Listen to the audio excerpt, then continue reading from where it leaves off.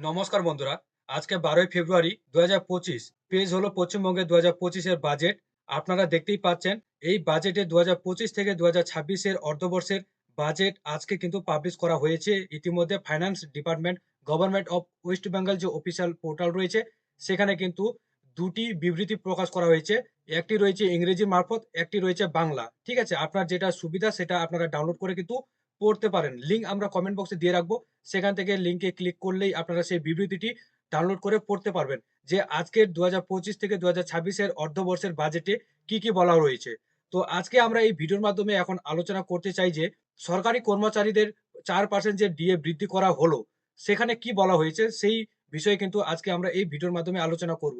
তো দেখতেই পাচ্ছেন আপনারা অন স্ক্রিনে পশ্চিমবঙ্গ সরকার বাজেট বিবৃতি শ্রীমতী চন্দ্রিমা ভট্টাচার্য।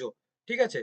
তো এই বিবৃতিটি আমরা ডাউনলোড করে রেখেছি। আপনারা কি করবেন, এখানে ১২৯ টি পেজ রয়েছে। তো আপনারা ১১৯ নাম্বার থেকে ১২২ নাম্বার পেজ পর্যন্ত আপনারা ৯ টি পয়েন্ট দেখতে পারবেন।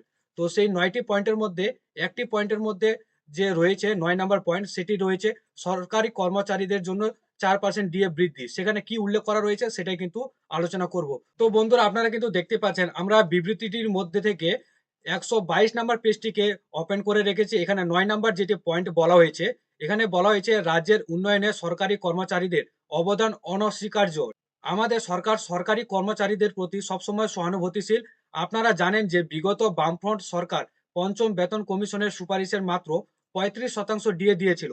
আমরা ক্ষমতায় আসার পর ধাপে ধাপে বাড়িয়ে ১২৫% পর্যন্ত ডিএ দিয়েছিলাম। তো এরপর ষষ্ঠ বেতন কমিশনের সুপারিশ মেনে ১২৫% ডিএ বেসিক পে এর সঙ্গে যুক্ত করে নতুন বেসিক পে ধার্য হয়। এই নতুন বেসিক পে এর উপর আমরা এখনো পর্যন্ত ১৪% ডিএ দিয়েছি।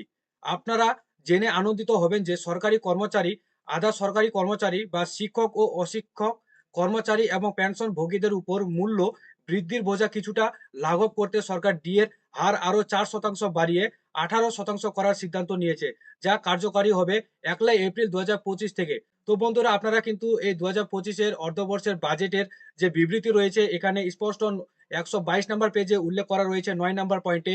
তো বন্ধুরা এই ছিল ডি এর মূল পয়েন্ট, যেটা এখানে বলা হয়েছে রাজ্য সরকারের তরফ থেকে এই ২০২৫ বাজেট অধিবেশনের যে বিবৃতি রয়েছে, এখানে স্পষ্ট বলে দেওয়া হয়েছে যে কিছুটা লাঘব করতে সরকার ডি এর হার আরও ৪% বাড়িয়ে ১৮% করার সিদ্ধান্ত নিয়েছে, যা কার্যকারী করা হবে ১লা এপ্রিল ২০২৫ থেকে কিন্তু ডিএ কার্যকর করা হবে। তো ভিডিওটি যদি আপনাদের ভালো লাগে ভিডিওটিকে লাইক করবেন, কমেন্টে আপনাদের মতামত জানাবেন। আমাদের চ্যানেলে প্রথম ভিজিট করে থাকলে চ্যানেলটিকে সাবস্ক্রাইব করে পাশে থাকবেন।